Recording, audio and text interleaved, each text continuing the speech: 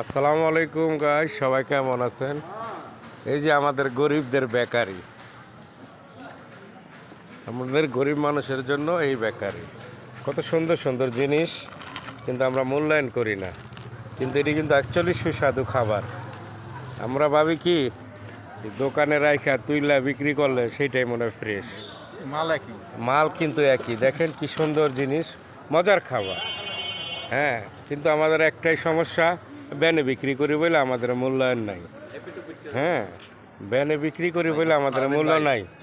তা আমাদের এই দেখেন এই বিস্কিটগুলি প্যাকেট করে যারা যদি বিক্রি করতো, সে অনেক দামে বিক্রি করতে পারতো। এই যে বিস্কিটটি ব্যানে বিক্রি করে বলে মানে কেনার লোক নাই। এই হচ্ছে আমাদের গরিবদের, মানে আমাদের লোকজনের সমস্যা। কিন্তু এইটাই বাস্তব। এর ভিতরে অনেক কিছুই লুকায় থাকে। এই যে ভালো খাবার, এই যে নিমকি, এই যে চানাচুর, এটি প্যাকেট হয়ে গেলেই কোয়ালিটি, প্যাকেট নাই কোয়ালিটি না। এটি গরিবের খাবার। আমরা গরিবরা, আমাদের গরিবদের খাবার আর কি। প্যাকেট হলে বড় লোকের খাবার, সেম জিনিস, সুস্বাদু খাবার।